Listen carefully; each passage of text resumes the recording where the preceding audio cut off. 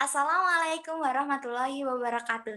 Halo teman-teman semua, bertemu lagi dengan kami kelompok 4 yang beranggotakan Afinda Dewi Pramudita, Dela Rafita, Febi Nur Fadilah, Vina Oktaviani, dan Fitri Ramadhani.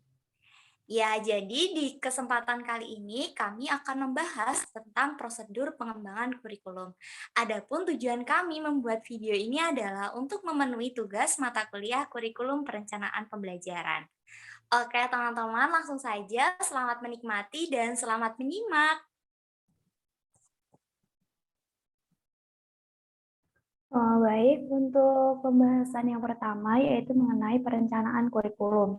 Perencanaan kurikulum pada dasarnya adalah penyiapan dokumen kurikulum berupa kurikulum dokumen inti, pedoman, dan suplemen yang merupakan paket kurikulum.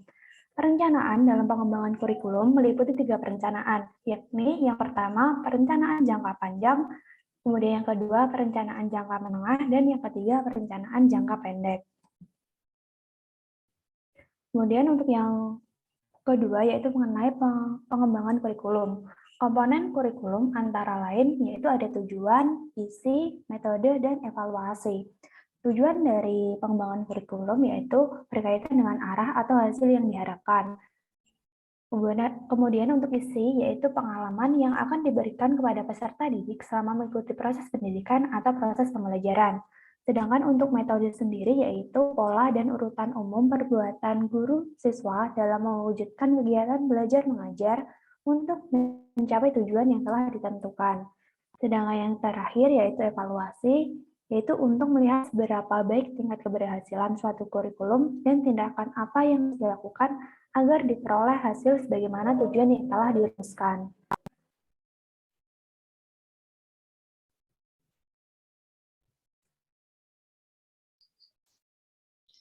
Baik, untuk selanjutnya materi pelaksanaan kurikulum.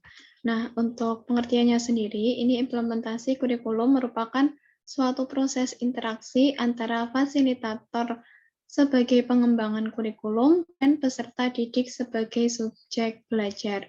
Nah, ada pun 3 faktor yang memengaruhi pelaksanaan kurikulum antara lain yang pertama, karakteristik kurikulum, yang kedua, strategi pelaksanaan, dan yang ketiga, karakteristik pengguna kurikulum.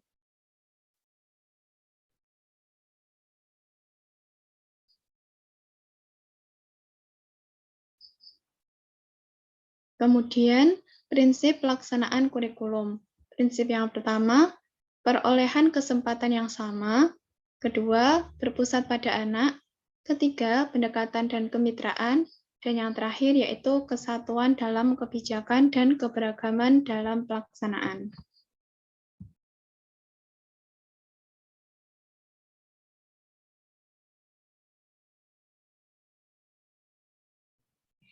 Baik, untuk selanjutnya yaitu mengenai model tahapan implementasi kurikulum.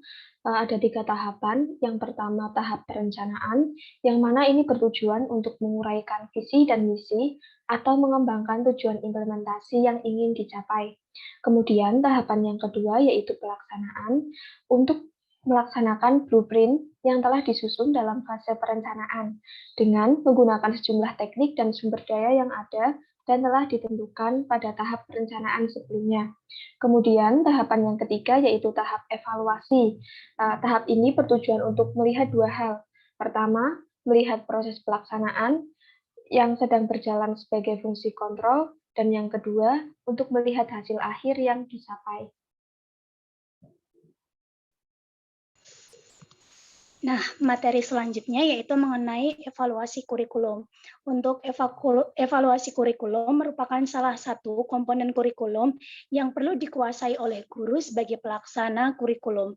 Adapun tujuan evaluasi kurikulum yang pertama yaitu sebagai perbaikan program, yang kedua sebagai pertanggungjawaban kepada berbagai pihak, dan yang terakhir sebagai penentuan tindak lanjut hasil pengembangan.